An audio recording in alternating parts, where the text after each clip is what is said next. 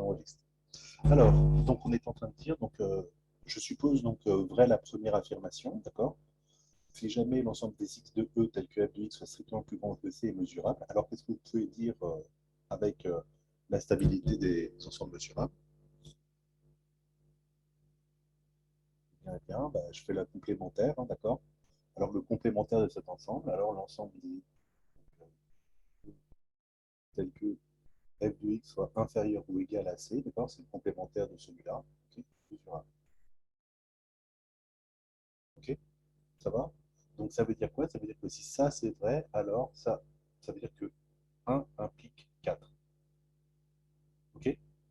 Et puis en fait, je vois qu'en faisant 4, en faisant le complémentaire de lui, j'obtiens lui. Ouais. Donc en fait, 4 et 1 et 4 sont équivalents. Et pareil avec 2 et 3.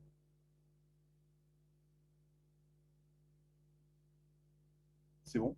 Tout le monde comprend? Donc E2 là, ils sont équivalents parce que bah, c'est l'un et c'est le complémentaire de l'autre. Et E2, ils sont aussi équivalents parce que l'un c'est le complémentaire de l'autre. D'accord? Voilà, donc j'ai plus qu'à prouver par exemple que ces deux-là sont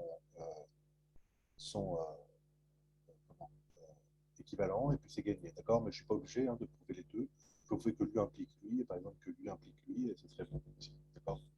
Du moment que dans mon schéma, là, il y a une forte connexité, en gros, ça serait bon. OK? Bon, alors, on y va. Donc, je vais essayer de démontrer de ça à ça, d'accord? Alors, I implique I. OK. Alors, on suppose, quel que soit C dans R, l'ensemble des X de E, tel que f de X strictement plus grand que C, est mesurable. OK?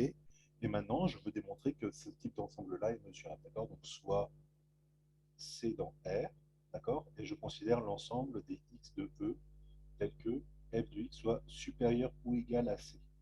OK? Alors, comment est-ce que je peux écrire? Donc l'idée, ça va être d'essayer d'écrire un ensemble en fonction de l'autre. OK? Ouais. Alors, vous voyez qu'il faut que j'ai ici hein, le nombre C, hein, d'accord? Ouais.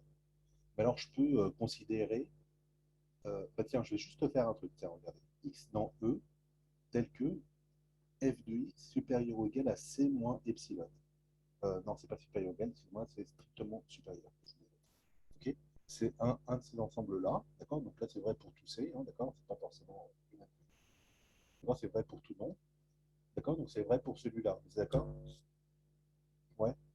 C'est lequel est inclus dans l'autre, ces deux ensembles-là?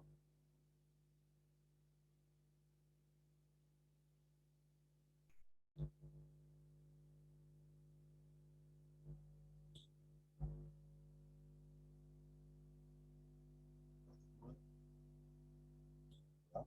Donc, si jamais je prends un x ici, il est forcément supérieur ou égal à c, donc il est supérieur ou égal à c moins epsilon, d'accord? Puisque le epsilon, c'est bien sûr un positif, vous êtes d'accord?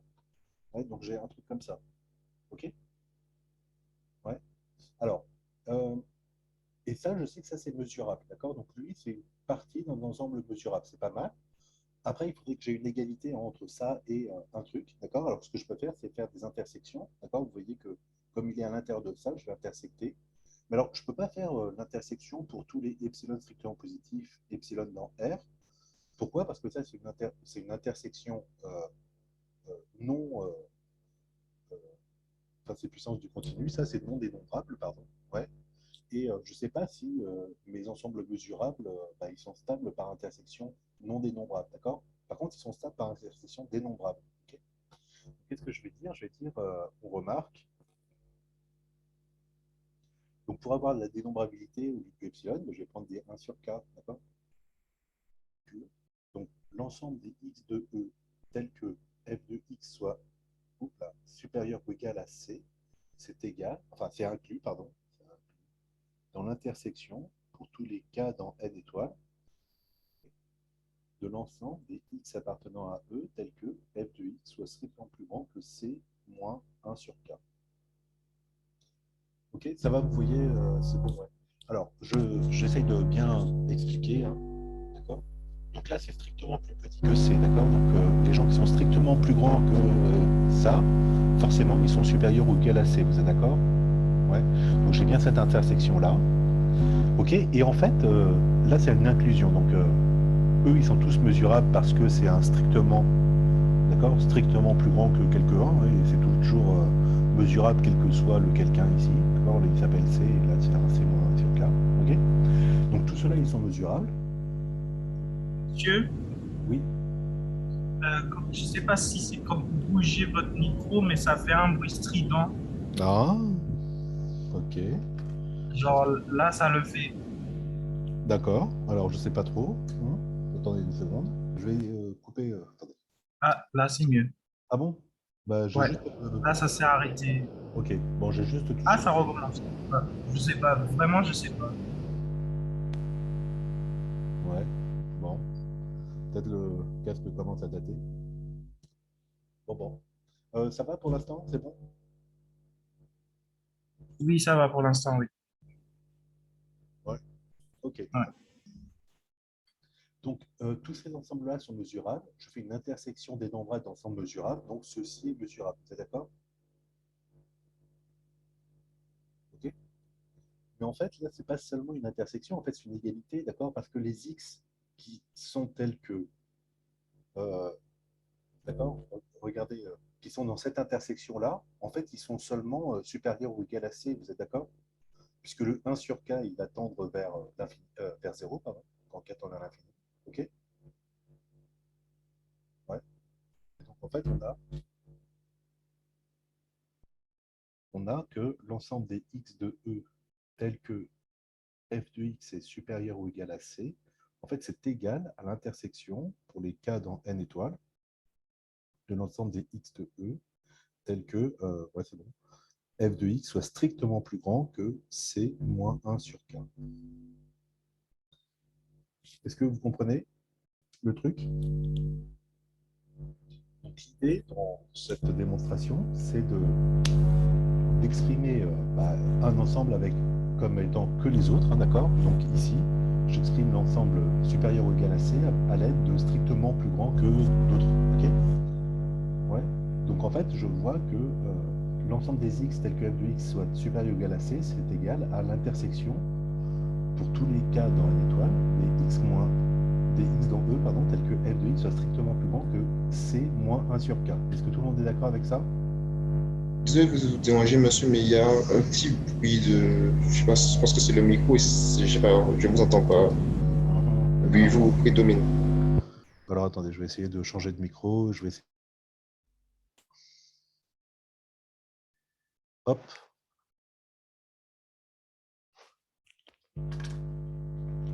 Alors, est-ce que maintenant vous m'entendez mieux? Non, c'est exactement la même chose, en tout cas pour Est-ce que là moi. vous m'entendez mieux? Il y a toujours le bruit. Ah, là, c'est bon.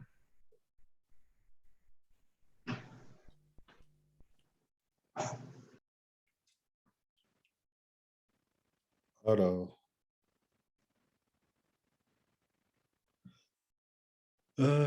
que faire, que faire? Donc déjà là, est-ce que vous m'entendez ou pas du tout? Là, c'est On bon. vous entend. Alors, moi, je vous entends pas. Ouais. Est-ce que c'est le... On vous entend.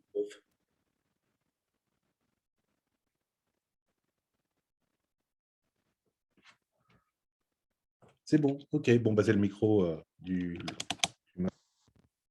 Alors, je rebranche juste mes écouteurs. Est-ce que normalement le micro n'a pas changé? C'est bon? Vous m'entendez toujours pareil?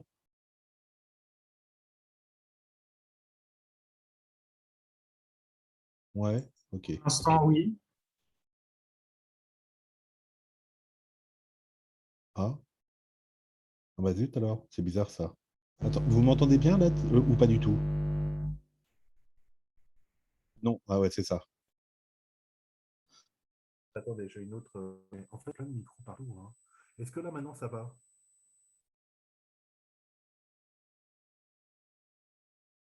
Ouais, ok, bon, j'ai trois micros, super. Ok, donc ça va pour ça. Ok, bon, on va dire que c'est bon. Donc je fais l'autre égalité. Alors, il faut que je vois laquelle. Donc là, j'ai fait le supérieur ou égal à l'aide des strictement. Maintenant, il faut que je fasse l'inverse, d'accord? Donc, pour démontrer que 2 implique 1, alors je vais essayer de centrer ma feuille à peu près. Pour démontrer que 2, ouais, c'est raté, hop, ici, comme ça, que 2 implique 1, d'accord, alors 1, c'est quoi déjà? C'est, ah oui, strict. Donc, exprimons donc l'ensemble des x de E tel que f de x soit, ah, attendez, hein, je me trompe, strictement plus grand que C à l'aide de l'ensemble des x de E tel que f de x soit supérieur ou égal, d'accord? Alors là, je peux mettre C, je vais mettre C', d'accord? C'est juste pour vous dire, bien sûr, je ne peux pas l'écrire avec C, hein, d'accord? Mais je vais pouvoir faire des choses, enfin, je vais faire changer cette quantité-là, d'accord? Mais il faut que je l'exprime comme étant des supérieurs ou égales, d'accord? Ce strict-là, OK?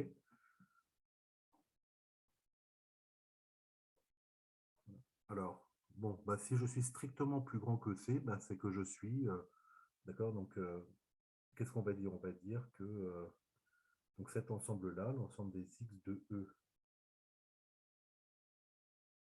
tel que f de x soit strictement supérieur à C, et là, qu'est-ce que je vais dire? Ben, je vais regarder les x de E, tel que f de x soit supérieur ou égal à C plus 1 sur K.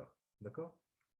Voilà. Donc, si jamais j'ai un x qui vérifie ça, donc le f de x est strictement plus grand que C plus 1 sur K, c'est supérieur ou égal pardon, à C plus 1 sur K, donc forcément, il est là-dedans. Ouais, donc, j'ai cette inclusion-là. Vous êtes d'accord? Ouais. Mais si jamais je suppose II, hein, II, ça veut dire que bah, ces ensembles-là sont mesurables. Donc, tout cela, tous ces ensembles-là sont mesurables. Okay,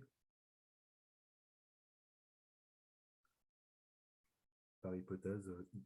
D'accord? Ok, donc je peux faire l'union de ces choses-là. L'union pour K appartenant toujours pareil à une étoile de l'ensemble des x de E tel que f de x soit supérieur ou égal à C plus 1 sur K. D'accord?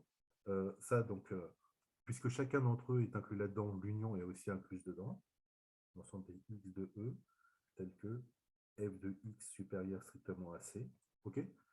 Voilà. Donc, j'ai une inclusion. L'autre inclusion, est-ce que c'est évident? En fait, oui, mais bon.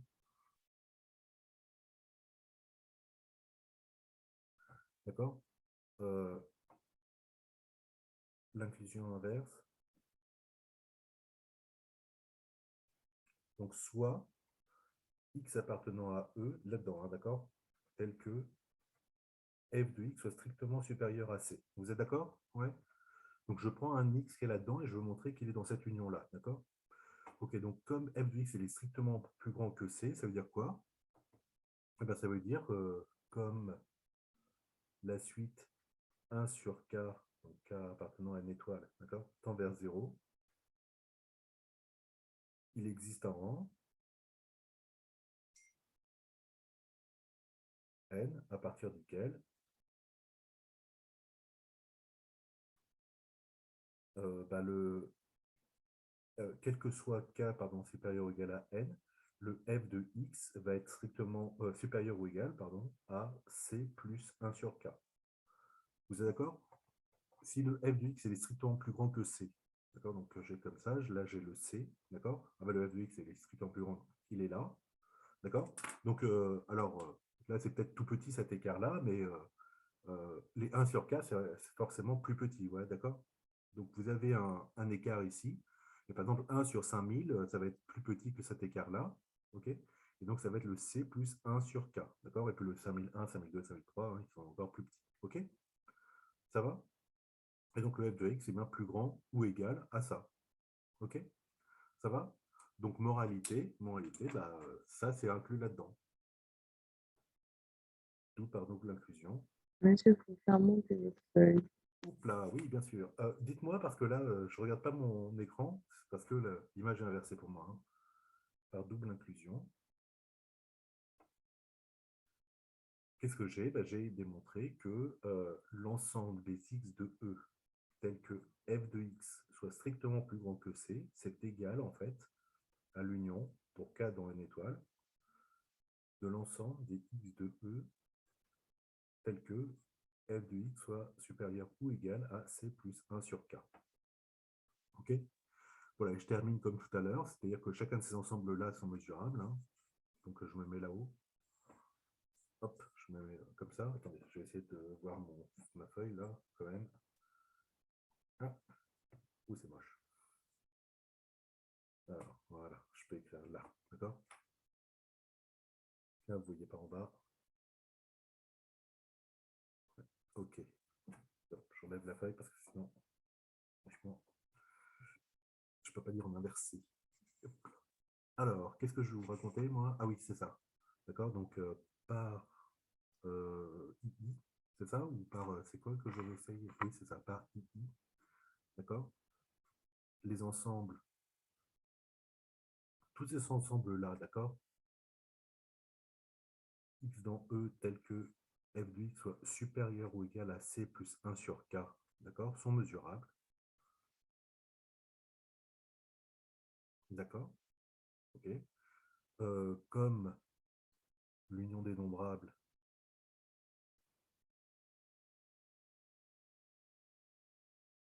ouais, c'est ça, d'ensemble mesurable est mesurable. OK.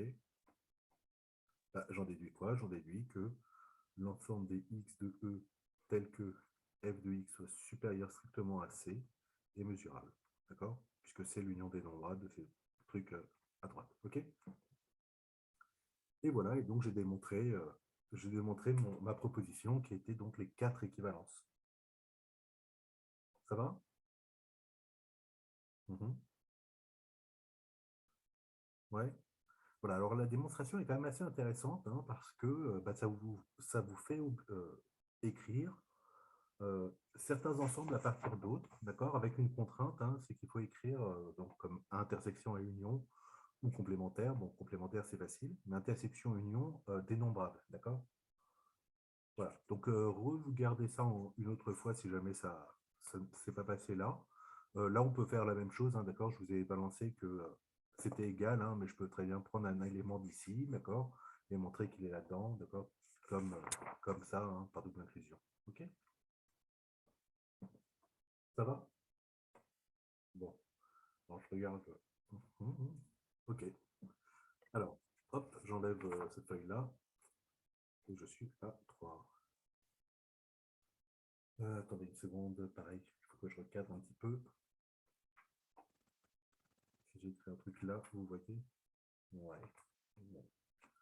OK. Ouf. Alors, dans la proposition, hein, je reviens à la proposition. D'accord? Donc, il y avait quoi? Il y avait les 4 affirmations. Alors, je vais mettre affirmation plutôt qu'assertion, comme ça, c'est plus clair. Sont équivalentes. OK. Donc, ça, on l'a démontré, hein, d'accord? Et la deuxième partie, c'était chacune d'elles, donc toutes, hein, implique que, quel que soit C appartenant à R bar, l'ensemble des x dans R tel que f de x soit égal à C est mesurable. OK?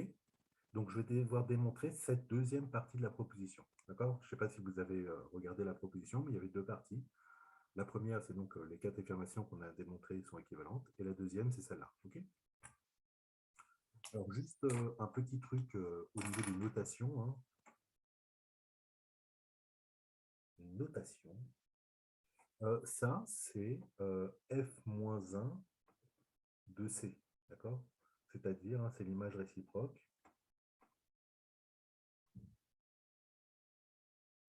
par f de C. OK? Je fais tout de suite un trait attention, d'accord? Parce que ça n'implique pas, hein, quand je mets f-1, d'accord? Ça n'implique absolument pas que f soit bijective ou qu'il existe une fonction réciproque ou quoi que ce soit, d'accord? Attention, f n'est pas bijective, n'est pas nécessairement en tout cas.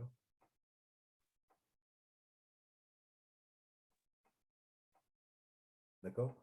Ce n'est pas la fonction f-1, d'accord? C'est la notation. C'est pour dire que c'est l'image réciproque.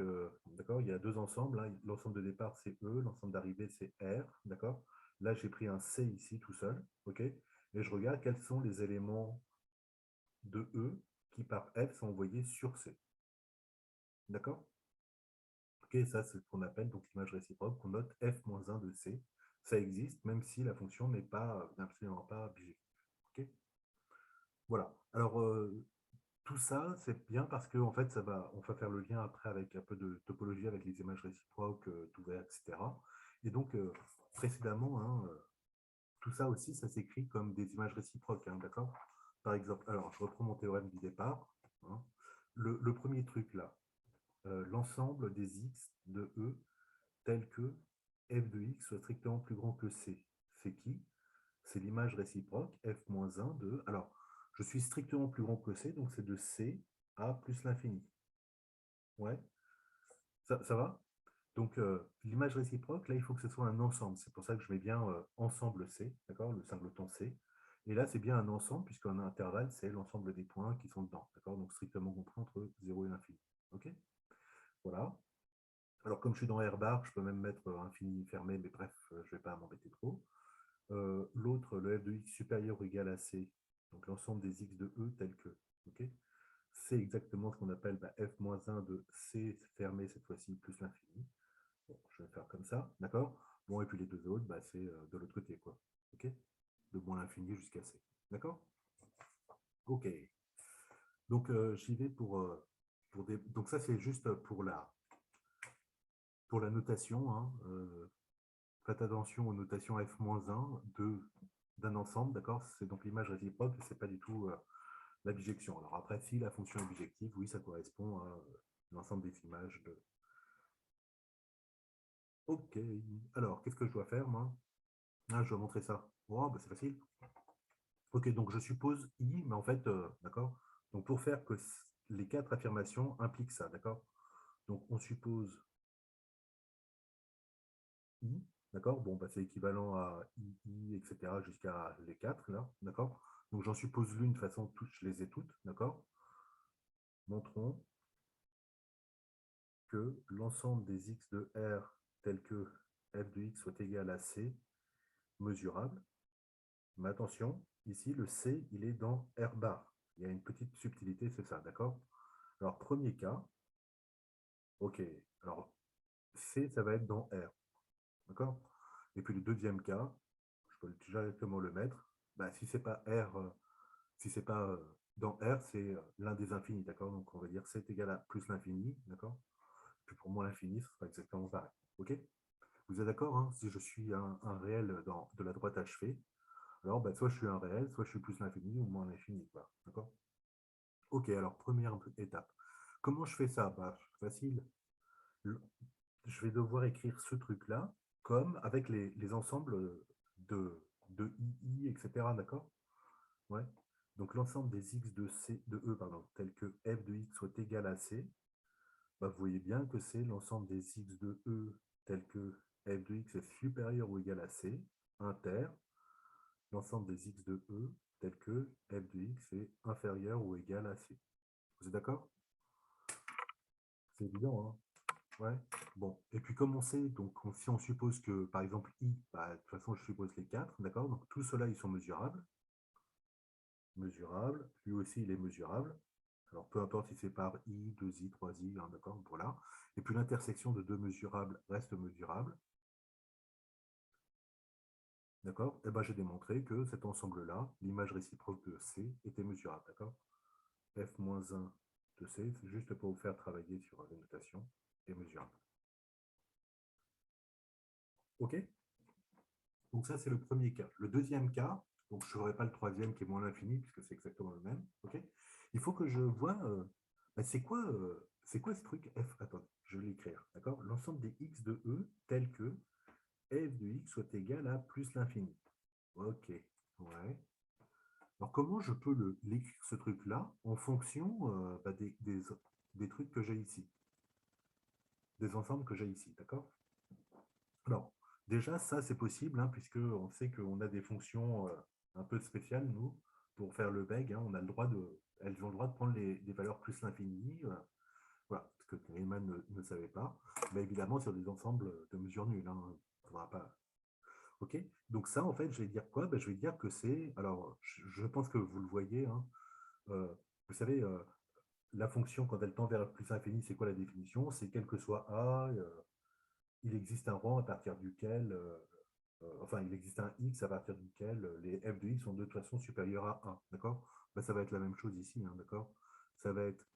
je vais considérer les ensembles des x de E tels que f de x soit supérieur ou égal à k. D'accord? Et je vais faire l'intersection pour tous les k dans n. OK? Donc, imaginons, je prends un x là-dedans. Est-ce que vous voulez que je démontre que ça, c'est une égalité ou c'est évident? Dites-moi. Démontrer. Oh là là, j'en étais sûr. Hein. Alors, c'est parti. C'est beau. Je change de couleur, hein, c'est pour... OK. Donc, c'est une égalité de deux ensembles. Je procède par double inclusion. D'accord? Double inclusion. OK, donc je vais faire ça déjà. Donc, soit x dans E tel que f de x soit égal à plus l'infini. Waouh! Carrément, d'accord? Vous êtes d'accord que f de x est plus grand que k, hein, vous êtes d'accord? Alors, quel que soit k dans n, f de x, c'est plus infini, d'accord? Il est vraiment supérieur ou égal à On k. voit plus, monsieur. Ah, vous voyez plus parce que, paf, c'est mieux? Oui. Ok. Je ne peux pas voir, hein, sinon c'est inversé, ça va me rendre fou. Donc voilà, et qu'est-ce que... D'accord pour ça? Ouais. Donc pour tout k, il est là-dedans. Enfin, f de x, puisque c'est plus infini, c'est plus grand que k, d'accord? Donc le x, il appartient à l'ensemble des x de E tels que f de x supérieur ou égal à k. Alors j'ai trop de x peut-être. Hein. Je vais prendre un x0 dans E tel que x0, voilà. Le x0, d'accord, je le caractérise, ok? Parce que sinon j'ai trop de x, on se remet les pinceaux. Ça va? Et comme ça, c'est vrai pour tout cas, c'est vrai dans l'intersection, d'accord? D'où mon x0, il appartient à l'intersection pour tous les cas dans n de ces ensembles-là.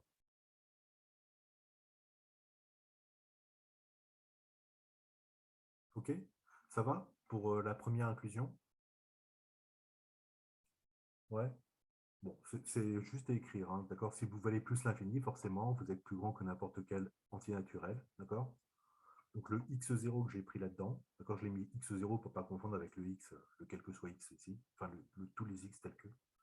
OK? Donc le x0, hein, il est plus grand que tous les cas, donc il appartient bien à chacun de ces intervalles-là. S'il appartient à chacun d'eux, il appartient à l'intersection de tous. OK? Ça va? Voilà. Deuxième partie.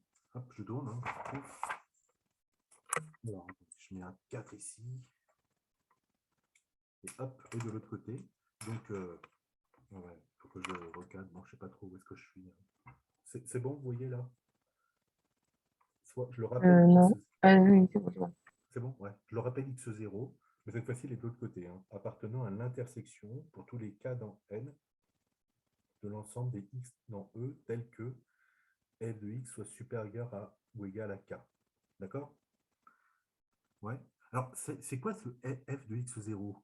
D'accord? Quelle est la valeur de f de x0? La valeur fx0, d'accord? Donc, elle est dans R bar. Hein. Vérifie forcément, vérifie. Quel que soit k dans n, f de x0 est supérieur ou égal à k. D'accord? Eh ben, le seul réel achevé, hein, d'accord, qui vérifie que je suis plus grand que n'importe quel entier naturel, c'est plus l'infini, vous êtes d'accord? OK? 17 582, c'est pas assez grand parce qu'il y en aura toujours de plus grand. Ouais. F de x0 égale à plus l'infini. OK? D'où le x0, il appartient à l'ensemble des x de E pour lesquels la valeur est égale à plus l'infini. OK? Ça va? Ouais.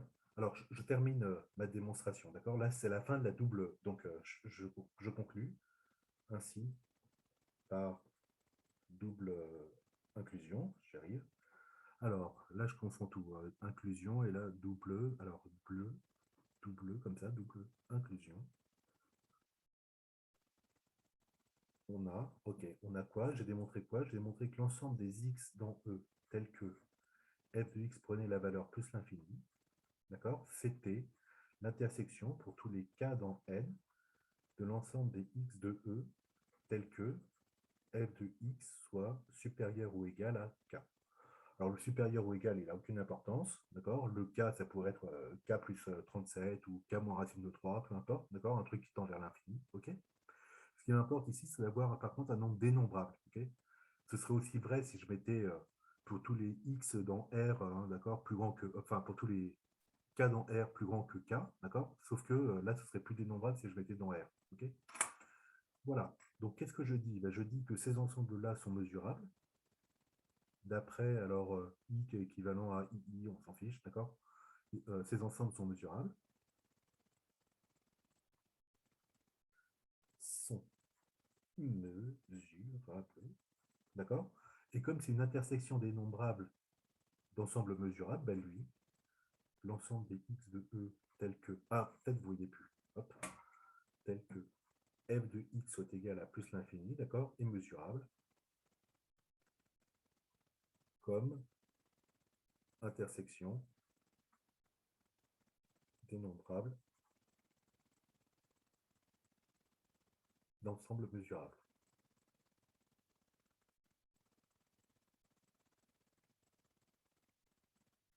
Ok, est-ce que ça va?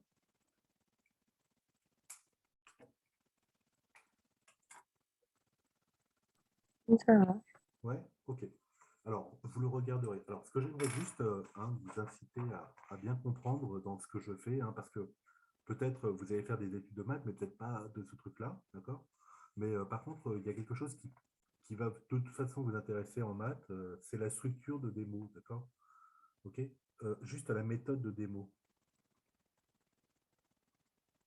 Donc, avant, je faisais le cours d'algèbre générale, là, c'était exactement pareil, hein, je faisais la même chose, hein, c'est-à-dire, vous voyez, qu'est-ce que je dois montrer? Qu'est-ce que je dois montrer d'ailleurs? Ah oui, c'était ça. Je voulais montrer, bon, je voulais montrer, par exemple, cette égalité-là, d'accord? Donc, qu'est-ce que je me dis? Égalité de deux ensembles, d'accord? Bah, j'ai pas le choix, c'est double inclusion. Parfois, j'ai le choix, hein, mais ici, là, j'ai pas trop le choix, d'accord? Après, bah, je regarde une inclusion comme ça. Ça veut dire quoi? Ça veut dire donc je prends X dans le premier ensemble, d'accord? Donc, on va dire, je vais montrer que A est inclus dans B, ok? Donc, il faut que je prenne A dans A, montrons que A appartient à B, ok? C'est ça l'idée. Mais en fait, B ici, il s'écrit l'intersection. Vous voyez, hein, c'est une intersection de. Ouais, il est où? Il est là. C'est une intersection ici, d'accord? Il s'écrit une intersection, alors peu importe, hein, dans N, de BK. Ok? Pour montrer qu'un truc est dans l'intersection, qu'est-ce qu'il faut que je montre? Il faut que je montrons que A appartient à chaque BK. Ok? Et donc, je commence par dire soit K dans N, d'accord? Montrons que A appartient à BK. Ça va? Vous comprenez? Voilà, c'est-à-dire et puis après, évidemment, je dois faire l'inverse, hein, d'accord? Donc, soit X dans B, ou soit B dans B, d'accord? Et puis maintenant, il faut que je montre que c'est dans A, ok? D'accord? Donc, en fait, ce que je veux vous dire, c'est ça, c'est quand on s'attaque à une question, à chaque fois, il faut avoir vraiment une méthode, d'accord? Donc là, je dois montrer une égalité de deux trucs, d'accord? C'est une égalité d'ensemble, donc c'est une double inclusion. Quand je prends un élément, alors donc double inclusion, c'est-à-dire je prends un élément d'ici, je dois montrer qu'il est là, et puis après, je dois prendre un élément de là et montrer qu'il est ici, d'accord? Quand je prends un élément d'ici, je dois montrer qu'il est dans l'intersection de ces trucs-là, donc il faut que je montre qu'il est dans chacun d'eux, d'accord? Et vous voyez, c'est bien ce que j'ai fait. Pour tout K dans N, d'accord, bah, j'ai dit que f de x0 pardon, appartient à, bah, c'était mon BK de tout à l'heure, de la feuille d'après. Vous êtes d'accord? Ça, c'est celui qui devient mon BK. OK? Ouais. Et donc, comme j'ai montré montrer qu'il est dans tous les BK, bah, c'est bon, il est dans l'intersection des BK. OK? Et pareil de l'autre côté, d'accord? Après, je prends le truc dans B. Voilà, et après, bah, il faut que je regarde, d'accord? Là, j'ai regardé la définition de qu'est-ce que c'est qu'être dans A, d'accord? C'est-à-dire quelle est la caractérisation de f de x égale à plus l'infini. Bon, là, c'est un peu spécial, mais voilà. OK? Bon, et ben voilà, on a fait notre première proposition.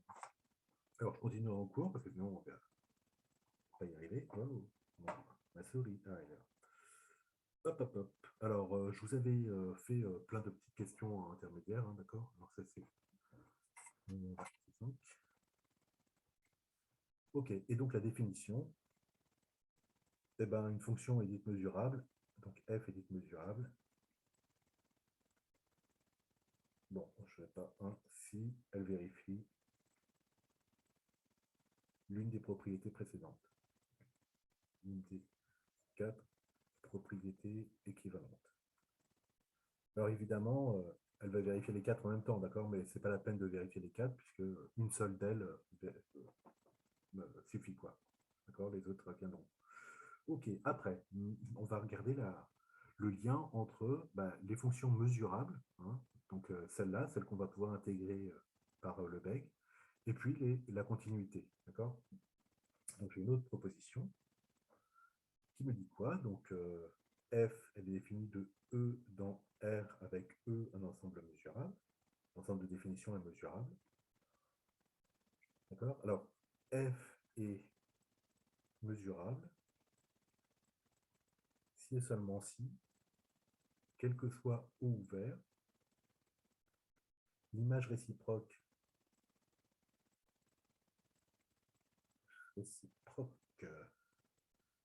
de O par F est mesurable. OK? Alors, ça commence à faire le lien avec la continuité, d'accord? Donc, juste, je voudrais vous rappeler ce que c'est que la continuité. Ce n'est pas dans mon cours, c'est dans celui de topologie, mais définition, d'accord? F est continu, si et seulement si, quel que soit O ouvert de l'arrivée, de l'espace d'arrivée, quoi. F-1 de O, c'est-à-dire l'image réciproque de ça, est un ouvert du départ.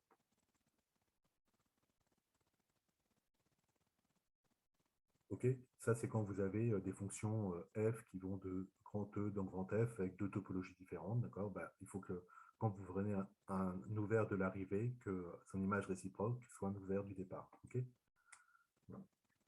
Ça correspond quand c'est de R dans R, ça correspond au truc de terminal, d'accord? Bon, bref.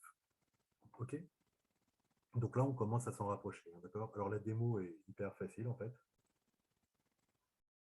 Pourquoi? Parce que... alors, qu'est-ce que je veux montrer? Je veux montrer que c'est mesurable si et seulement si, ça, d'accord? Alors, c'est quel truc va être le plus simple? Parfois, il ne faut pas réfléchir, en fait. Ouais. Bon, écoutez, OK. Allez, hop, on va faire comme ça. D'accord, donc supposons f mesurable. Ah, ça, c'est le difficile, je crois. Maintenant que je me lance, je pense que c'est celui-là qui est difficile. Ainsi, quel que soit C dans R, f-1 de... Alors, donc de C plus l'infini, d'accord? Quand je regarde II, je crois que c'était ça, d'accord? Est mesurable. Ouais, c'est ça. OK, alors maintenant, il faut que je prenne n'importe quel ouvert, d'accord? Soit O, un ouvert de l'arrivée. Donc, je vous rappelle, F, il va de E dans R, d'accord? Donc, soit O, un ouvert de R. Je ne vois plus. Ah, on ne voit plus déjà? Ah, alors, je n'avais pas écrit la moitié de la feuille. Hop, OK. Alors, je prends un ouvert O de R, OK? Alors, là, il faut connaître les résultats sur les ouverts, d'accord?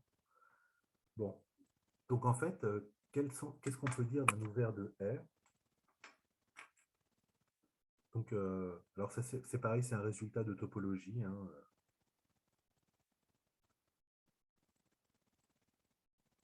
d'accord, tout ouvert de R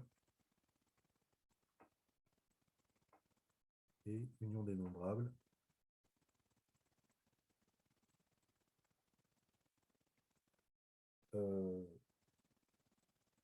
d'intervalle ouvert, quoi.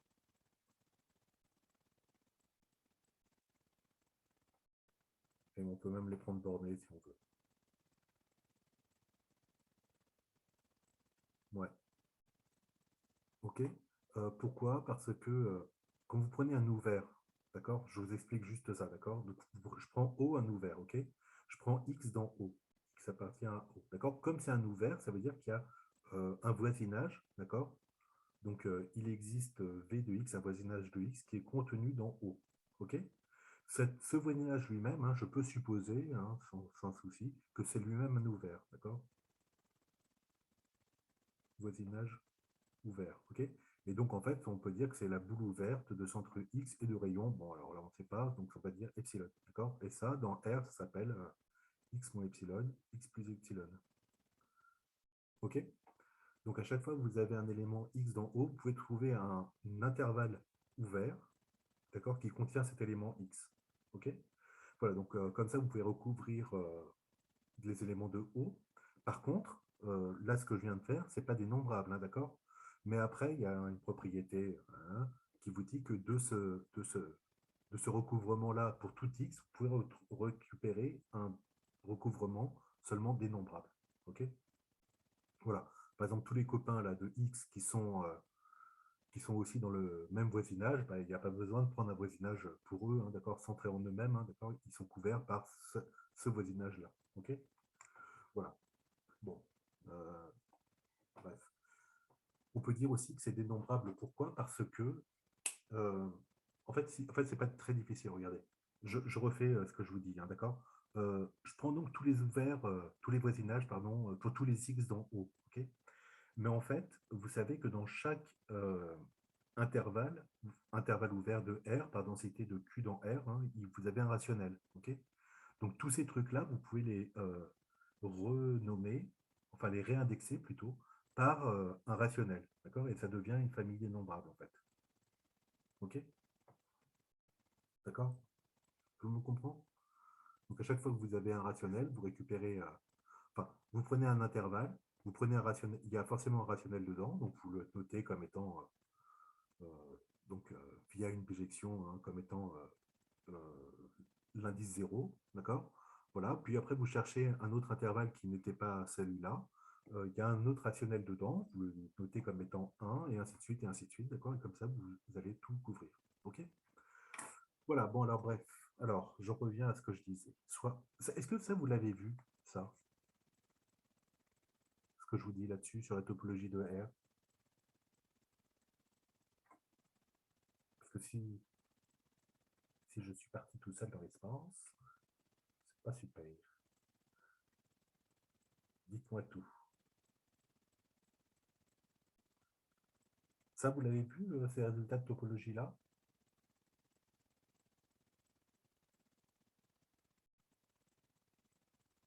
Hein? J'ai pas compris. Est-ce que les résultats de topologie, ceux-là, vous les avez déjà vus comme ça? Oui. Oui? Non? J'ai pas entendu en fait. Les ouverts, oui, on a vu. Ouais? D'accord. Les ouverts de R? Donc vous savez qu'un ouvert de R, c'est union dénombrable d'intervalles ouverts de R. OK? Bon, c'est bon alors. OK, donc O, c'est un ouvert de R, d'accord? Donc vous savez qu'il s'écrit comme réunion dénombrable d'intervalles ouverts de R, d'accord? Donc O, hein, on peut l'écrire union dénombrable, donc indexé par N, hein, si c'est moins, tant mieux, des IK avec IK, bah, c'est un intervalle ouvert de R. Ouvert borné, pardon, de R. OK? Alors le IK, hein, comme c'est un intervalle ouvert borné, il s'écrit AKBK. D'accord? Et alors ce AKBK, je peux dire, alors attendez, mince, j'ai plus de place. Ah, je tourne la feuille. Hop, voilà, on recommence bien. Comme ça. Voilà, voilà. Donc je reprends. O, on a dit que c'est l'union pour K dans N des IK. D'accord? Avec IK, intervalle, ouvert, borné. D'accord? C'est-à-dire, IK, il s'écrit AK, BK, un intervalle ouvert, borné. D'accord? Mais ce AK, BK, il s'écrit, parce que moi, je dois relier ça avec, vous vous rappelez, hein, les intervalles du style I, 2I, 3I, 4I. Hein, d'accord? Donc, il s'écrit de moins l'infini à PK, tac, tac, inter, de AK à plus l'infini. Vous êtes d'accord? Mon intervalle ouvert ici, c'est l'intersection, ces deux intervalles, ces deux demi-droites, d'accord? Ouais. Voilà. Et donc, c'est terminé, ça y est. Par I, etc. D'accord? Donc, ces deux intervalles-là, hein, moins l'infini BK et AK plus l'infini, d'accord, sont mesurables. D'accord? Donc, l'intersection des deux l'est aussi. Donc, l'intervalle IK est mesurable. Et donc, l'union des IK, hein, l'union des, pour K dans N, l'union dénombrable des IK est mesurable. C'est-à-dire, O est mesurable. D'accord? Voilà. Alors, ça, c'est bien d'avoir démontré que O était mesurable, mais moi, ce qui m'intéresse, hein, c'est que, dans le théorème, pouf, c'est que l'image réciproque de O soit mesurable. D'accord? Ok. Alors, reste à démontrer. Je le mets hop, en noir. Reste à démontrer. C'est bien, hein, ça, il fallait le faire, hein, d'accord? Mais ensuite, c'est pas fini, que f-1 de O est mesurable. OK? Alors, en fait, c'est terminé, hein, d'accord? Pourquoi? Parce que O, on a dit que c'était donc O, c'est donc l'union, pour K dans N, de trucs comme ça, d'accord? Donc, de moins l'infini à BK, inter, AK, plus l'infini. OK? Donc, f-1 de O, c'est f-1, l'image réciproque de cette union-là. De moins l'infini BK, inter, AK plus l'infini. Ok, alors après, bon, soit on passe du temps pour comprendre le pourquoi du comment, mais sinon, l'image réciproque de l'union de ça, c'est en fait l'union pour K dans N de f-1 de moins l'infini BK, inter, f-1 de... Oula, j'écris n'importe comment, c'est pas grave, AK plus l'infini. Enfin, c'est pas grave quand même. Bon, c'est bon, vous voyez, d'accord? Alors, ce passage-là, hein, c'est de la théorie. Dans le passage ici, hein, c'est la théorie des ensembles. Hein.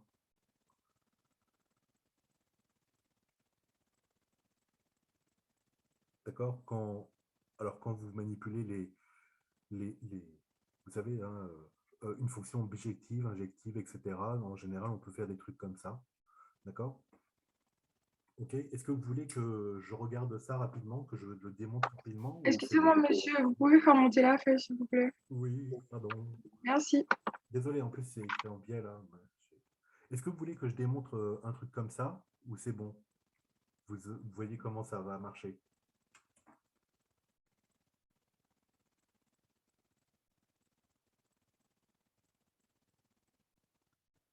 Mhm. Voilà. Ouais, bof. Alors, peut-être, attendez, il est 6, ouais. Alors, je le fais un peu rapidement, si vous voulez. Enfin, un peu rapidement. Ouais. Vous l'avez vu, des trucs comme ça? D'accord? Donc, regardez. Je vais faire... alors, j'essaye de me cadrer. Ouais, hein, je vais regarder la feuille, l'écran. Voilà, je suis pas ça. Comme ça. Tout est inversé, hein, c'est terrible. Donc, il faut... Enfin, bref. Alors, regardez, j'ai en gros un f-1 de l'union de quoi? Oh là là, des AK inter BK. En gros, j'ai ça, hein, d'accord? Ouais, et je veux montrer que ça, c'est égal à f, non, à l'union pour k dans n des f-1 de ak inter f-1 de bk. D'accord? Donc les AK, c'est des intervalles moins l'infini jusqu'à PK, je crois, et PK, c'est de AK plus l'infini. OK? Bon. OK. Et bien alors, qu'est-ce qu'on va dire pour démontrer cette égalité-là? Toujours pareil, hein, c'est une égalité de deux ensembles, donc, d'accord? Donc, double inclusion, d'accord? Donc, hop, je fais comme ça. OK? Donc, soit X là-dedans, soit X appartenant à F-1 de l'union, pour tous les cas dans N, des AK inter BK. Qu'est-ce que ça veut dire ce truc-là? Ça veut dire hein, être dans l'image réciproque de, c'est-à-dire que donc le f de x, il est là-dedans. Hein, il appartient à l'union pour k appartenant à n des AK inter BK.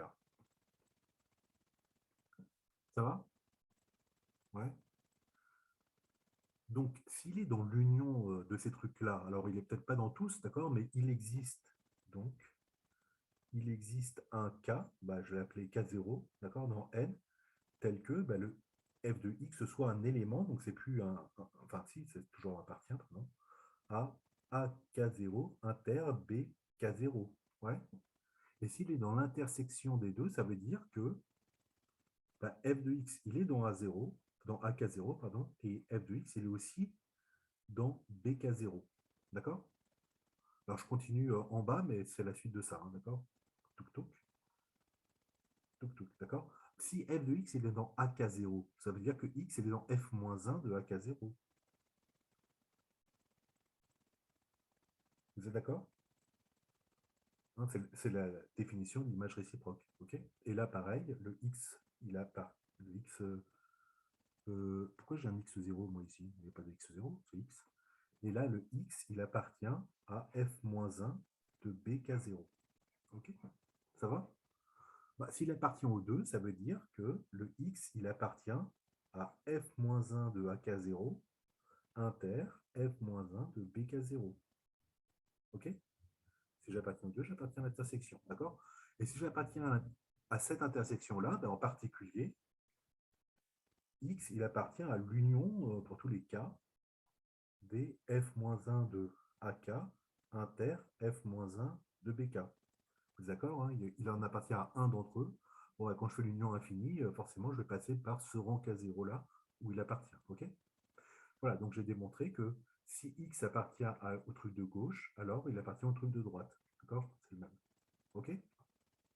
Ça va? Bon, vous voulez que je fasse de l'autre côté ou vous comprenez à peu près comment ça va marcher?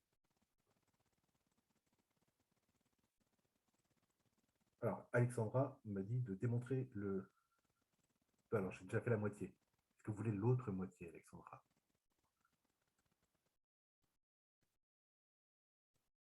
Donc, c'est juste en fait du jeu sur les notations, hein, quelque part, hein, d'accord? Je fais ça très vite parce que j'ai très l'habitude, mais est-ce que ça va pour ça, pour les passages ici? D'accord? Si, par exemple, le passage ici, hein, si f de x est dans AK0, ça veut dire que x est dans l'image réciproque de AK0 par f, donc dans f-1 de AK0. OK? Bon, le temps que je fais l'autre si vous voulez. Alors, j'ai plus beaucoup de place. Donc, soit, alors je l'appelle y, tiens, pour ne pas confondre. Bien, hop, je le prends là-dedans cette fois-ci. Y dans l'union de tous les cas dans n de f-1 de AK inter f-1 de BK. OK? Bon, d'accord. S'il est dans l'union de tout ça, il est au moins dans l'un d'entre eux. D'accord? Donc, il existe, alors je vais l'appeler K0 aussi, dans n, tel que, d'accord, hein, quand vous êtes dans l'union, vous êtes au moins dans l'un d'entre eux. D'accord? Donc, c'est bien lui. Y, il appartient à f-1 de AK inter f-1 de BK. 0. On a dit K0. OK? Voilà, mais si vous êtes dans l'inter, c'est que, donc, Y, il est dans l'un, dans f-1 de AK0, et Y, il est dans l'autre, dans f-1 de BK0. OK? Mais quand vous êtes Là, qu'est-ce que vous dites? Ben, vous dites exactement l'inverse. Hein. Vous dites que l'image de y, f de y, il appartient à AK0. Et là, le f de y, il appartient à BK0. D'accord? Donc, c'est bon? Montez la feuille. Ah oui, oui, excusez-moi. C'est juste pour voir si vous suivez réellement derrière. Hein. C'est bon? Donc, voilà, j'ai dit ça. Si je suis dans l'intersection, je suis dans l'un et dans l'autre. D'accord? Bah, cette fois-ci, je fais passer le f de l'autre côté. Donc, je dis que si je suis dans l'image réciproque par f de AK0, c'est que f de y est dans AK0 et f de y est dans BK0. D'accord? Donc là, je dis que f de y, il est dans AK0 inter BK0. OK? Et c'est presque fini. D'accord? Donc, ça, c'est inclus hein, dans ce truc-là. Il est inclus dans l'union pour tous les cas dans N des AK inter BK. D'accord? Je vois ce que je veux démontrer. Hein. Je veux démontrer que je suis parti d'ici, je veux démontrer ça. D'accord? OK? Et donc, au final, je change juste de couleur pour vous dire que c'est la fin. Là. D'accord? Comme le f de y est là-dedans, ça veut dire que le y, il est dans l'image réciproque. Donc, f-1 de cette union-là.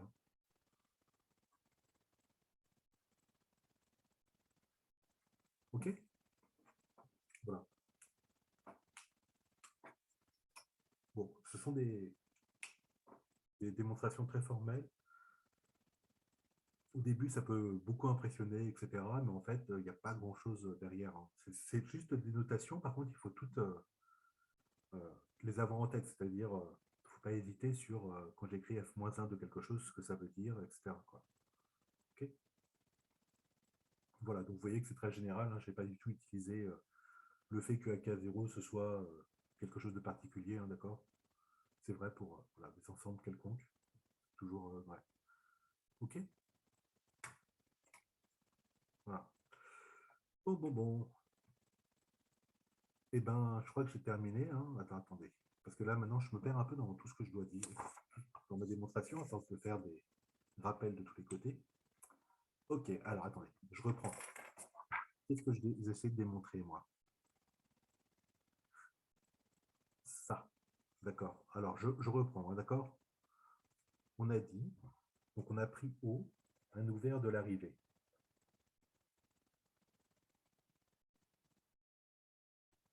Est-ce que vous voyez quand j'écris là? Attendez, je vais essayer de voir mon écran en même temps. Paf, ouais. Bon, je crois que vous voyez, OK. D'accord? J'ai dit que O, forcément, il s'écrivait l'union pour K dans N des IK. D'accord? Et c'est-à-dire, les IK, c'était des AK inter BK. D'accord? Je reprends ce que j'ai écrit avant, hein, juste pour me remettre au parfum, parce que là, je suis un peu perdu. Moi, hein. Les AK, c'était, bon, on va dire celui-là, c'est plus joli. AK, petit AK plus l'infini. Et le BK, c'est quand même plus joli d'avoir les A qui correspondent au A et pas croisés, quoi. Et lui, c'est moins l'infini jusqu'à BK. OK. D'accord. Ah ouais, après, l'idée, c'était ça. Ouais. Dans le théorème, hein, il fallait que je montre que f-1 de haut était mesurable. D'accord? Montrons que f-1 de haut est mesurable. D'accord? Moi, ce que j'avais démontré précédemment, c'était que pof, haut est mesurable. C'est super. Mais qu'en est-il de f-1 de haut? D'accord? Alors, f-1 de haut, tout ça, tout ce que j'ai fait là en bleu, là, d'accord? C'était juste pour ce passage-là. C'était juste pour dire que f-1 de haut, c'est donc, alors, f-1 de l'union, pour tous les cas dans N, des, alors hop, je vais dire ça, des AK inter BK, d'accord? Et que ça, donc le truc en bleu, c'est ça, c'est l'union pour K dans N, des F-1 de AK inter F-1 de BK. OK? Voilà. Ouf. OK. Oh, on y est presque, les enfants, regardez. Donc, c'est quoi F-1 de AK? Donc, il faut que je démontre hein, que ce truc-là est mesurable, hein, d'accord? Je regarde lui. F-1 de AK. C'est chaud hein, quand même. Hein. C'est F-1 de... Alors, AK, c'est ça, c'est lui. Donc, j'ai dit petit AK jusqu'à plus l'infini. D'accord? Mais ça, hein, si je le réécris différemment, c'est l'ensemble des x de E tel que f de x, bah, il est supérieur ou égal à AK. D'accord? Ouais. Et donc ça, on sait que c'est mesurable, hein. D'après l'hypothèse, ça doit être I, mais bon, peu importe, I ou l'un des 4 autres, ok? Enfin, des 3 autres. C'est bon? Donc ça, c'est mesurable. De même, ça, hein, F-1 de BK mesurable. Et on a gagné, vous êtes d'accord? Les deux sont mesurables, l'intersection est mesurable. F-1 de AK. Ah oui, bon, vous allez me dire que, hop, il faut que je fasse ça.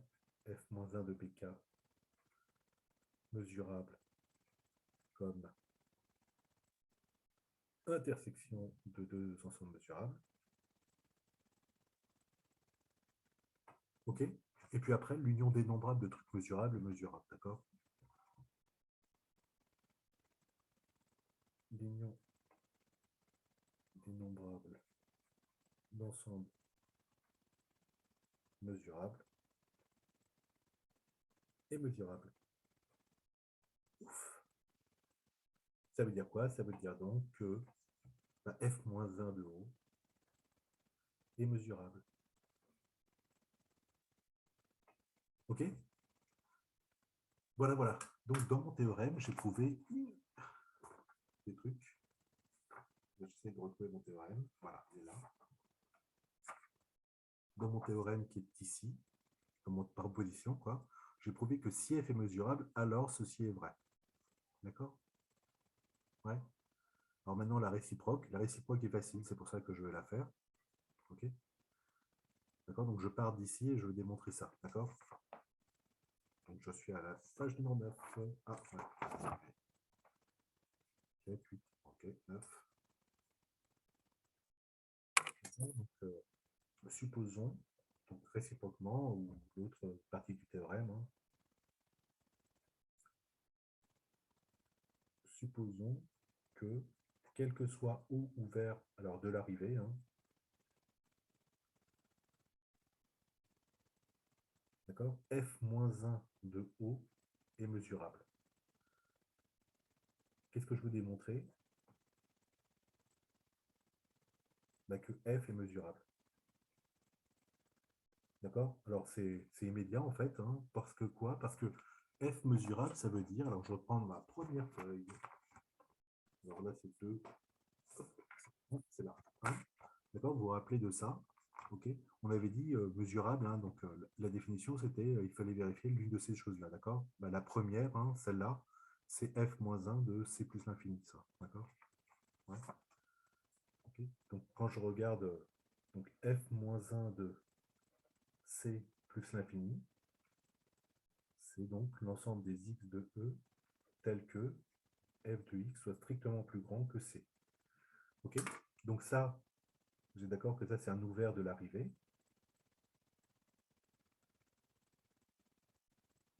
OK? Donc par l'hypothèse,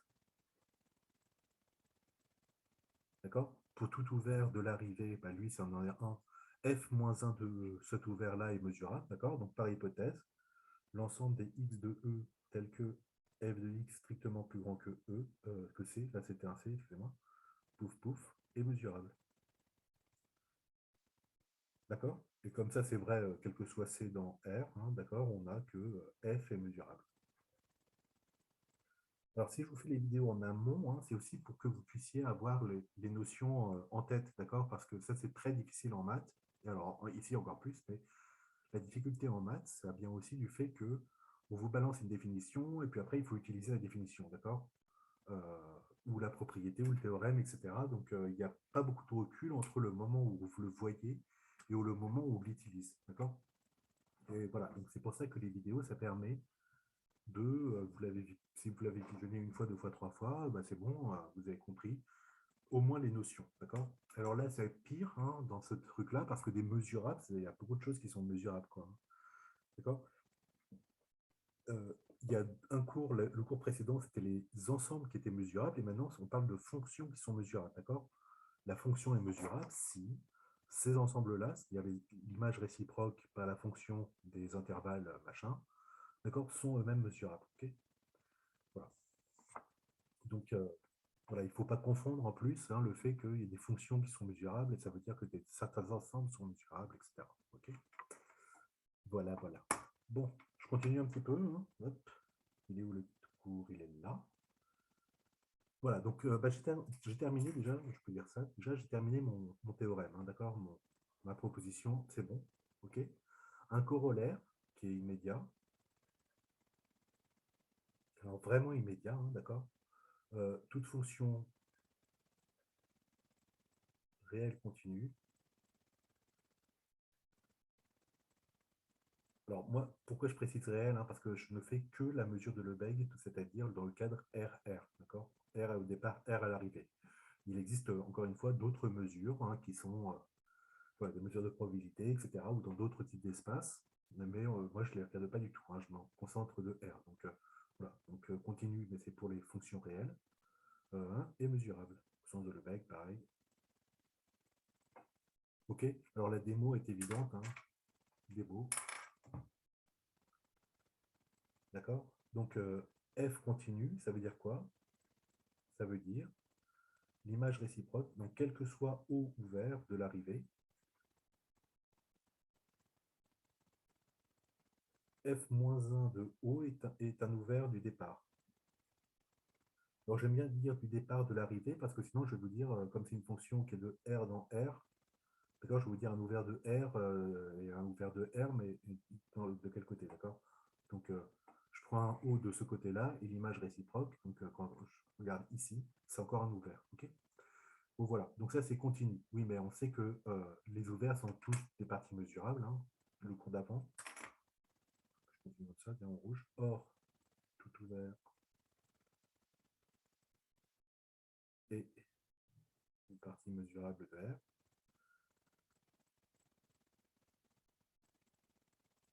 D'accord? Si vous ne vous rappelez pas, c'est le cours d'avant.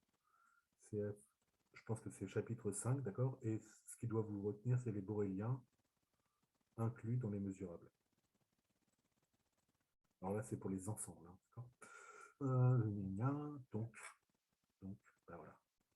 Donc, F-1 de O est mesurable. D'accord? Et je conclus avec ce truc-là, que donc, F est mesurable par le théorème précédent. Est-ce que ça va?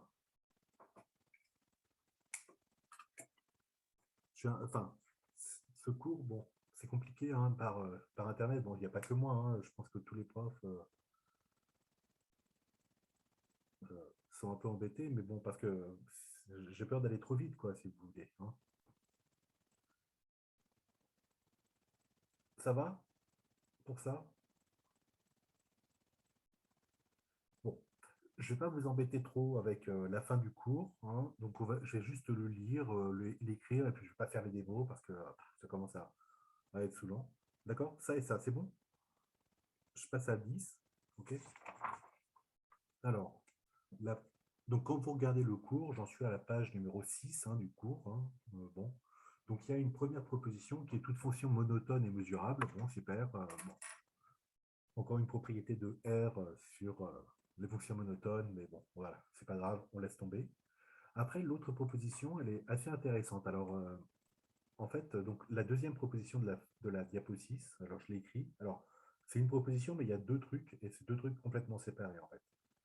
Donc, F, toujours pareil, hein, de E dans R défini avec E mesurable.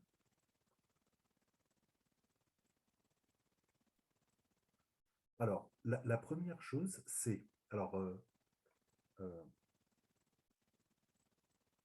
si F est mesurable sur E, voilà, comme ça, et que F est égal à G presque partout, alors G est aussi mesurable sur E. OK? Alors, ça, c'est intéressant, ça. C'est-à-dire, alors, on va prendre, imaginons, F, c'est une jolie fonction, d'accord? C'est une très jolie fonction. Bah, c'est la fonction nulle, tiens. Ça, c'est vraiment joli, d'accord? Exemple, F est égal à 0 sur E. Ah, ça, c'est gentil, hein, la fonction nulle. Vous êtes d'accord? Ouais. Alors, maintenant, E, bon, on ne sait pas ce que c'est, mais maintenant, G, ça va être, ça va être 0 sur E inter R moins Q, donc les irrationnels, et ça va être 1 sur E inter Q. D'accord? Les rationnels. Ok. Donc G de X est égal à 0 si X est irrationnel, donc E inter R moins Q. D'accord? Et égal à 1 si X est un rationnel de E. Ok? Là, c'est vachement moins joli, hein, vous êtes d'accord? Ouais. Et ça, donc ça, je l'ai fait avec une fonction f, mais vous pouvez vous dire que je mets égal à f de x quand c'est comme ceci, et puis je mets n'importe quoi de l'autre côté. D'accord? Ouais. Et bien, comme Q, c'est un ensemble de mesures nulles,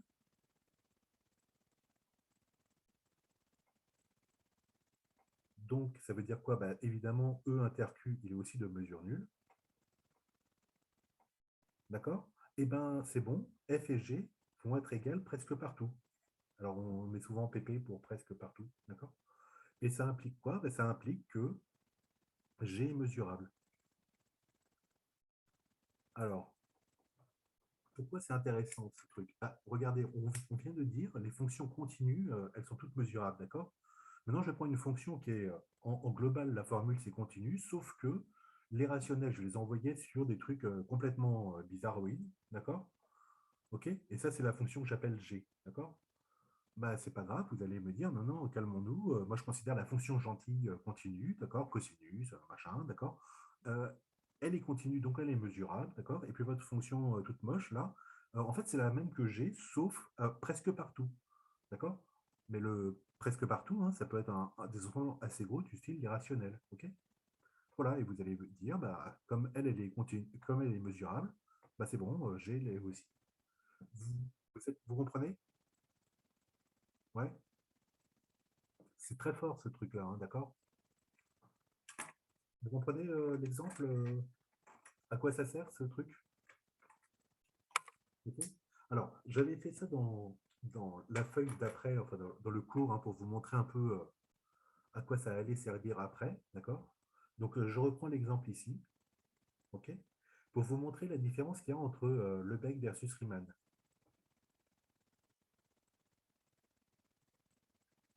Ok. Alors, je vais considérer, donc, je vais être gentil, entre 0 et 1, d'accord? Je vais considérer la fonction indicatrice des rationnels sur 0, 1. Ok? Donc, c'est-à-dire, hein, x vaut 0 si x, enfin, x vaut 1 plutôt si x est un rationnel de 0, 1, et 0 sinon, c'est un irrationnel. Ok? Donc, quand je dessine cette fonction, bah, il y a les rationnels hein, entre 0 et 1, ils valent 1. Monsieur, vous pouvez faire monter la feuille, s'il vous Ah, plaît. pardon, oui, bien sûr, bien Merci. sûr. Hop, d'accord? Là, c'est tous les rationnels qui sont entre 0 et 1, et là, c'est tous les irrationnels qui sont entre 0 et 1. Mais bon, ils sont denses les deux, et voilà, j'obtiens ça. Vous êtes d'accord? Ok? Si je dessine, hein, puisqu'il y a des rationnels partout, il y a des irrationnels partout, d'accord? Donc là, ce sont les rationnels, pardon.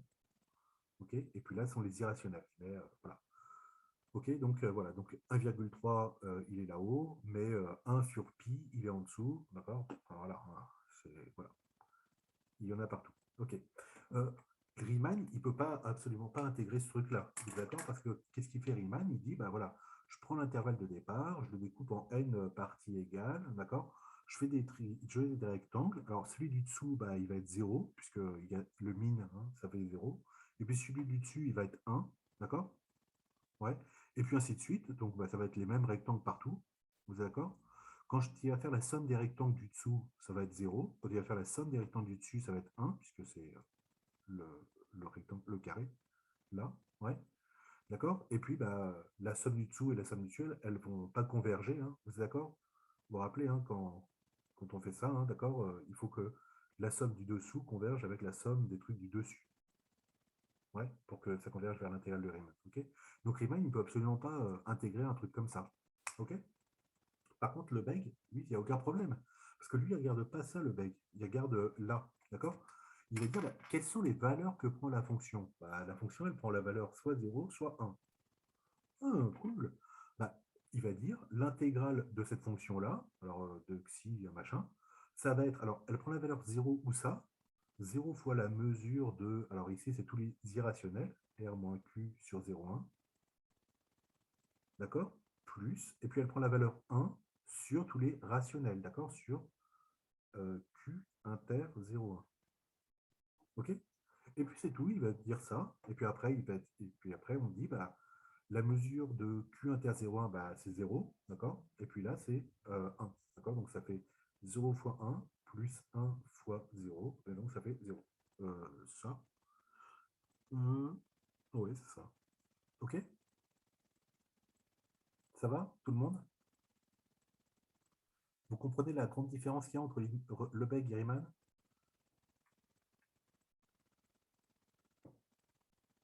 Ouais, voilà. Et pourquoi je vous fais cette fonction-là à ce niveau-là? Parce que cette fonction ici, c'est exactement l'exemple que j'ai pris ici, hein, d'accord? Entre 0 et 1, simplement, hein, pour intégrer, d'accord? C'est-à-dire que cette fonction-là, qui vaut donc 1 sur tous les rationnels, ok, bah, elle est égale à la fonction nulle presque partout, okay, puisque l'ensemble des rationnels là, il est de mesure nulle. Okay. Donc cette fonction-là, qui est assez moche, enfin, bref, elle est très jolie, mais bref, pour l'instant, vous la trouvez bizarre. Okay. Donc c'est égal à la fonction nulle presque partout, d'accord? Ok. L'intégrale de la fonction nulle, c'est 0. Ben, l'intégrale de cette fonction-là, c'est 0 aussi. Ok. Voilà, donc ça c'est en anticipant beaucoup de choses qu'on verra plus tard. Ouais, mais je voulais un peu vous montrer un processus d'intégration via Lebesgue, hein, que vous voyez un petit peu où est-ce que vont jouer les mesures. Vous comprenez ça? Ouais, là j'ai que deux valeurs, d'accord? Et donc Lebesgue, qu'est-ce qu'il va dire? Il va dire bah, c'est la valeur qui prend la fois la mesure de l'ensemble des x où elle prend cette valeur. D'accord? Donc là, elle prend la valeur 0 sur tous les irrationnels. Okay. Et l'autre valeur, donc 1 fois la mesure de l'ensemble sur lesquels elle prend cette valeur 1. Okay. Et elle prend la valeur 1 sur tous les rationnels de 0,1. Okay. Voilà. Et donc ça, c'est deux mesures nulles. Ça, c'est deux mesures 1. Ça va? Voilà. Donc ça, c'était la première partie de la proposition. La deuxième partie de la proposition, bon, bah, tant pis. Hein. Voilà, voilà. Ouais. Hop là. Alors, je passe. Ouais. Après, on a donc les théorèmes de, de stabilité, d'opération algébrique. Pardon. Théorème d'opération algébrique.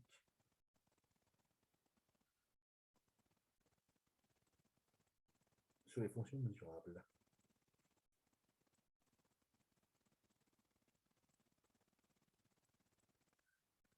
OK. Alors, f et g sont mesurables. F et g mesurables. Alors, les fonctions lambda f plus mu g sont mesurables. D'accord? Donc, les combinaisons linéaires de fonctions mesurables et mesurables. Et puis, le produit f fois g est mesurable. D'accord? Donc, c'est-à-dire, hein, donc c'est stable par la somme interne. D'accord? Donc, quand on vous dit les opérations algébriques, c'est donc la somme interne, la somme de deux fonctions, le produit par un scalaire. D'accord? Donc, espace vectoriel. OK? Et puis, le produit interne, c'est-à-dire hein, la multiplication de deux fonctions mesurables, elles-mêmes mesurables. OK? Ça va? Bon, la démo de ce truc, bah, c'est toujours pareil, c'est-à-dire il faut se ramener. Hein, par exemple, on va faire le truc simple, c'est alpha f, okay, ou lambda f. Okay. Donc si f mesurable, montrons que lambda f est mesurable. Okay, c'est le truc hyper simple, hein, d'accord? Ok. Pour dire que ça c'est mesurable, qu'est-ce qu'il faut? Bah, il faut que je dise soit c dans R, d'accord? Il faut que je regarde l'ensemble des x dans E tel que f de x non, pas f de x, lambda f de x, pardon, supérieur à c, par exemple. Okay, mais ça, je vais dire, alors si lambda, je vais supposer que lambda est positif, hein, d'accord? Donc ça, je vais dire quoi? Je vais dire que c'est l'ensemble des x de E tel que f de x soit supérieur à c sur lambda. Donc j'avais besoin du fait qu'il soit strictement positif pour pouvoir diviser et ne pas changer le sens du truc. OK? Voilà, mais ça, on sait que ça, c'est mesurable, hein, parce que ça, c'est un truc de f, d'accord? Lui, il est mesurable. Car f est mesurable. Ça va? Ouais. D'accord? Et donc, vous en déduisez que lambda f est mesurable. Alors, il faudrait dire, quand lambda est négatif, forcément, ça change le signe ici, mais dans les quatre propriétés, il y en a une qui marche. Okay, si lambda égale à 0, 0 plus grand que c, ça va, il n'y a pas grand monde. Hein, ok, et ainsi de suite. D'accord? C'est soit vide, soit tout le monde. Okay, voilà. Ça va pour ça? Alors après, ça s'écrit un peu plus difficilement quand vous avez les deux fonctions, f et g, d'accord? Mais bon, on y arrive en mettant rationnel. Bon, bref, je ne rentre pas dans ce détail. Parce que sinon, on n'aura jamais le temps. Hein. 16h30 déjà, enfin non, 11h30, pardon. Alors, composition de deux fonctions mesurables, oui. Alors, je voulais bien faire ça, sauf que on ne va pas avoir le temps. Hein. Alors, c'est la feuille numéro 11. Ça, c'est la feuille 11. Ok. On va terminer avec une proposition. Hop. Je pensais faire le TD aussi, mais vous voyez que hein, ça ne va pas être possible. Hein. Donc, G mesurable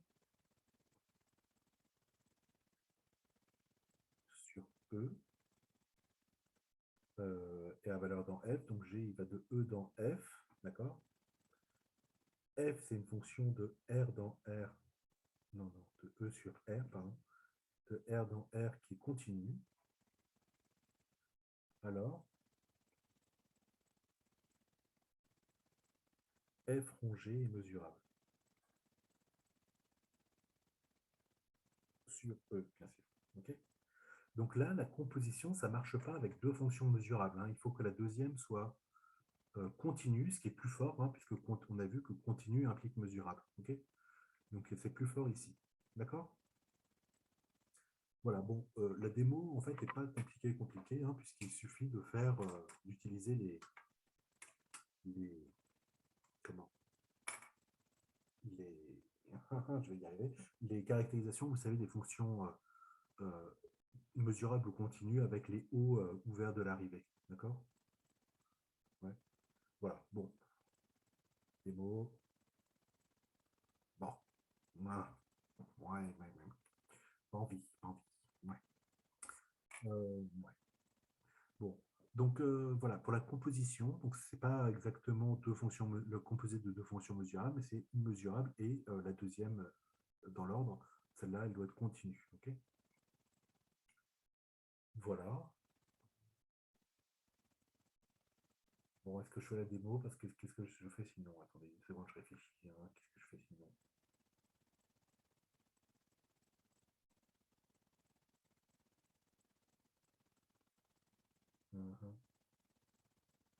Ouais.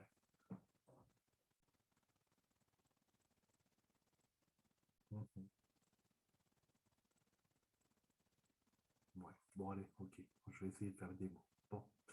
Alors, qu'est-ce qu'on sait? Nous savons que... Alors, f rongé est mesurable, c'est seulement si quoi? C'est seulement si, quel que soit O ouvert de l'arrivée. Alors, je vous fais ça, hein, d'accord? Déjà, on part de E, c'est la fonction G qu'on applique, on va dans R, puis c'est la fonction F qu'on applique et on va de R dans R, d'accord? Quel que soit O ouvert de E, d'accord? L'image réciproque F rongé le tout moins 1 de O est mesurable, c'est ça? OK? Alors, la question est, qu'est-ce que c'est que ce truc-là? Comment je peux l'écrire autrement? D'accord? Donc pareil, c'est du truc... je ne sais pas si vous l'avez fait, hein, ces choses-là, mais ça peut se faire dans les théories des ensembles, hein, d'accord? Quand on voit les choses bijectives, surjectives, etc., les images réciproques. Et il y en a des tonnes. Alors, c'est pas sûr que vous ayez fait celle-là. Hein. Donc, je me mets là, hein, d'accord? Alors, montrons que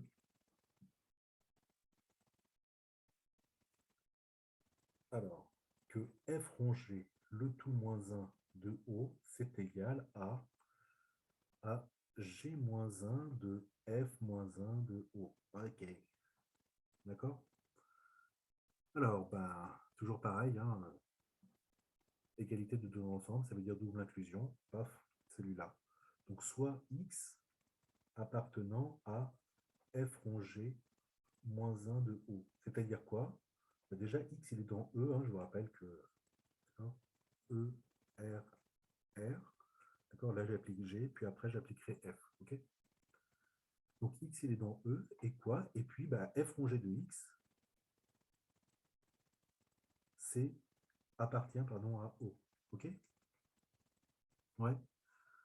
Ok, et il faut que je montre que c'est là-dedans, d'accord? Donc ça, comment ça s'écrit? Ça s'écrit F de G de X qui est dans O. Ok, donc si F de G de X est dans O, ça veut dire quoi? Ça veut dire bah, que G de X, il est dans l'image réciproque par F de O. Ok. Et ça veut dire quoi? Ça veut dire que X, il est dans l'image réciproque G-1 de cet ensemble-là, c'est un ensemble-là, F-1 de O. Ok. Voilà, je vais montrer cette inclusion-là. Ok. Ça et ça, c'est pareil. Ok. Réciproquement.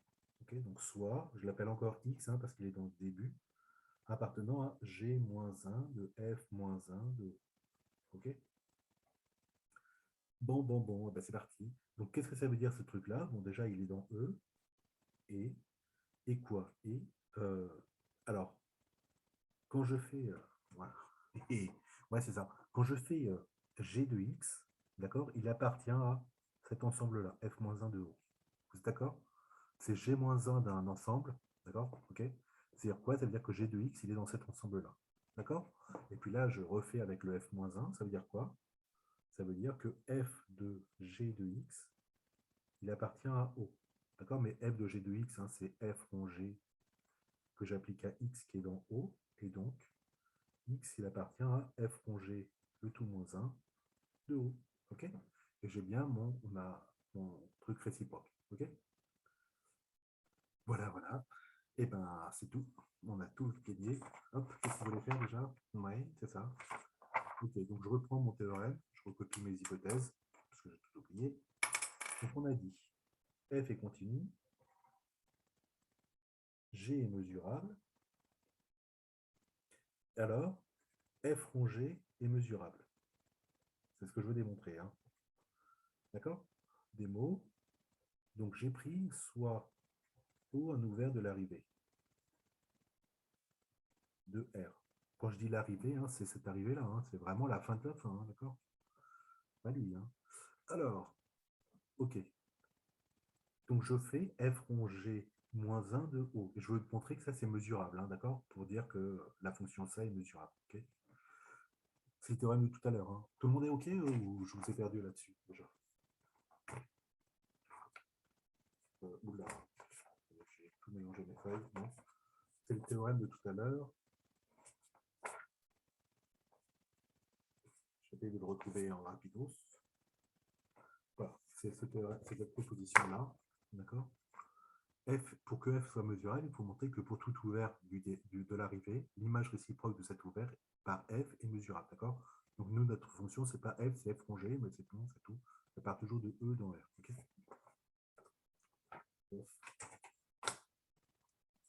Ok, donc ça, ce que je viens de démontrer ici, c'est que ce truc-là, il s'écrit, alors ça c'est moche, mais c'est G-1 pardon, de F-1 de O. Ok, et là c'est terminé. Pourquoi? Parce que je dis O est un ouvert et F continue. Donc par définition d'une fonction continue, l'image réciproque d'un ouvert est un ouvert. Ok, mais G est mesurable. Donc, bah, l'image réciproque d'un ouvert, F-1 de O c'est un ouvert, d'accord? C'est un truc mesurable. Ok? Et c'est terminé. Hein. Vous êtes d'accord? Puisqu'on a démontré que donc F rongé le tout moins 1 de O est mesurable. Okay? Pour tout ouvert O, l'image réciproque de l'ouvert par F rongé est mesurable. Okay. Voilà. Okay. Bon, et ben écoutez, c'est déjà pas si mal. Hein. Donc après, il restait juste 2-3 trucs, mais bon. l'application de ça, c'est pour la valeur absolue de la fonction qui est mesurable. Donc, si f est mesurable, alors sa valeur absolue est mesurable, ou sa puissance pm est mesurable, ou la puissance pm de la valeur absolue est mesurable. Ça sera utile quand on fera les applications. Et puis, donc la dernière diapo, c'était pour montrer que si f1, f2, fn sont mesurables, alors le max et le min des f1, f2, fn sont elles-mêmes mesurables. Okay, bon, on laisse tomber la démo de ça. Et le corollaire qui est important, hein, je vous l'ai expliqué dans la vidéo, c'est si le max et le min sont mesurables, alors je vais juste marquer un tout petit truc, mais c'est vraiment tout petit, je ne vais pas me lancer dans des explications dingues. Hop, hop. D'accord. Alors, vous savez, hein, quand on a fait l'intégrale de Riemann, hein, on a vu les fonctions f plus et f moins. Vous savez, f plus c'était la partie positive de f moins c'était la partie négative de f, enfin, qu'on avait ramené, hein, d'accord. Et f plus de x, c'était quoi? C'était le max, c'était le max entre f de x et puis 0. Vous vous rappelez de ça?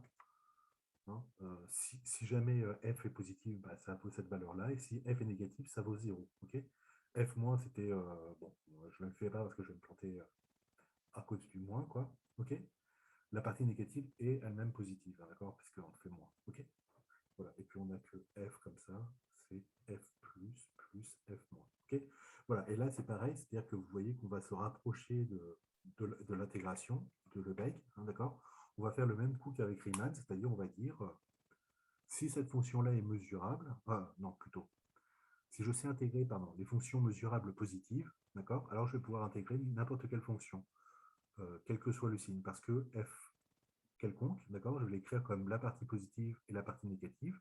La partie positive, c'est le max entre deux fonctions qui vont être mesurables. Hein. Bon, 0, elle va être super mesurable, hein, c'est constante. Et l'autre, ça va être mesurable par hypothèse, d'accord. Et donc, le max va être mesurable. Pareil pour l'autre, f-, ok. Et voilà, et la somme de deux fonctions mesurables, c'est ce qu'on a vu avec le théorème de stabilité, là, d'accord. La somme de deux fonctions mesurables est mesurable, d'accord. Et hop, on va pouvoir, donc comme ça, si on sait faire l'intégrale de Lebesgue pour les fonctions à valeur positive mesurable, alors on saura le faire pour les fonctions à valeur quelconque. OK? Mesurable. Ouf, voilà. Bah écoutez, hein, c'est déjà pas si mal, hein, d'accord? Je voulais faire le TD, mais je crois que c'est un peu râpé. Hein. Ouais, hein. Voilà, voilà. Est-ce que je peux... Est-ce que vous avez des questions? Parce que là, je parle tout seul. Hein, mais... Des questions? Non? Bon. Euh, bon. Je ne sais pas combien de cours il nous reste. Je suis un peu inquiet parce que le temps d'arriver à créer l'intégrale, hein, il nous reste encore 2-3 séances pour créer l'intégrale. Là, on a fait les fonctions mesurables. Il manque tout ce qui est limite des fonctions mesurables. Si toutes les fonctions fn sont mesurables, alors la limite va être elle-même mesurable, d'accord, ce que Lebesgue ne faisait pas. D'accord, donc ça, je voulais faire la séance d'après. Après, il y a les séances pour faire l'intégration. Ouf. Et puis après, il y a les séances pour... Donc, ouais, on a combien de semaines encore de cours, vous croyez? Savez-vous, savez-vous?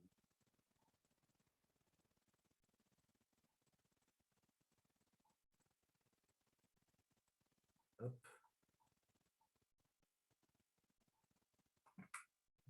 Alors, est-ce que... Dites-moi tout.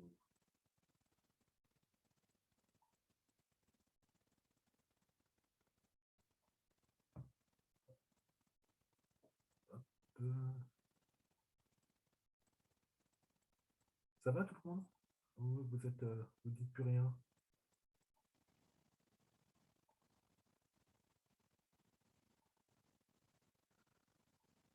Hop. Alors, là, c'était aujourd'hui, d'accord? Paf, semaine prochaine. On a cours mercredi matin. Ouais, c'est tout. OK? Semaine d'après. Donc, par exemple, si je le fais bien, si je prends le temps de tout faire, semaine prochaine, donc on fait justement la limite des fonctions et puis le TD, quoi d'ailleurs. Hein. Ce serait bien de faire le TD. Et puis donc la limite des fonctions Fn, sans trop d'explications. Semaine d'après, on se voit encore un mercredi. Donc là, on fait comment ça s'appelle, l'intégration. Semaine d'après, hop, on se voit encore deuxième intégration. Ah ouais, c'est pas si mal, hein. Après, on se voit combien de fois ici on se voit? Ah, 2 fois. Ouais. Ok, donc paf paf, comment ça s'appelle?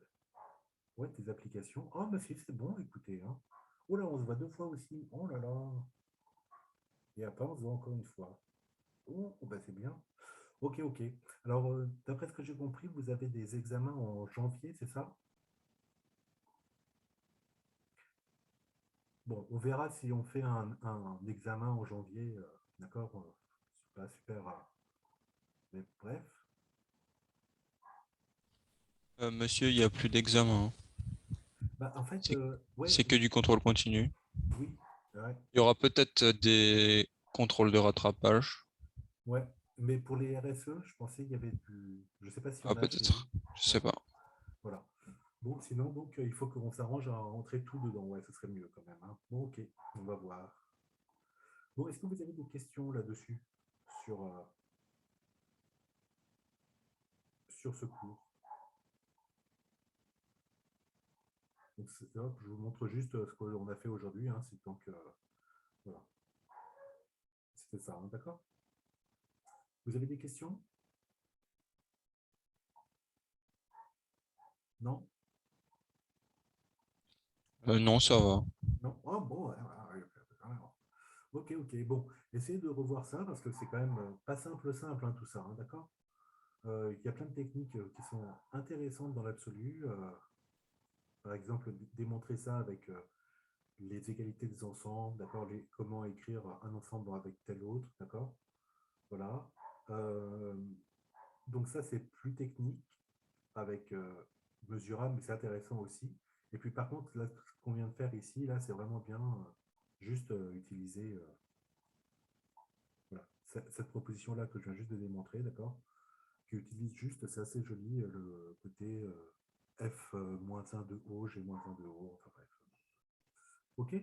Bon, bah écoutez, on se retrouve alors la semaine prochaine, qui est, attendez, je vais vous dire en présentiel, mais en fait, non, hein, c'est ça. La semaine prochaine, on est quel jour? On est là. Ah si, on est en présentiel la semaine prochaine, c'est ça le 10. Oui, regardez. Ah ouais, vous ne voyez pas. Monsieur, est-ce que vous allez mettre le replay du cours de la semaine dernière, s'il vous Ah, plaît? j'ai complètement oublié de faire le replay. Enfin, oui, donc oui, je vais essayer, oui. Le D'accord. replay et puis les trucs. S'il faut que je le retrouve sur ordi, enfin sur l'un de mes ordi. Et pareil pour les feuilles, il faut que je les photographie. Ouais, ouais, ouais. J'ai pu oublier ça. Ok, désolé. Voilà, bah écoutez, on se voit la semaine prochaine pour de vrai, hein, en physique. D'accord?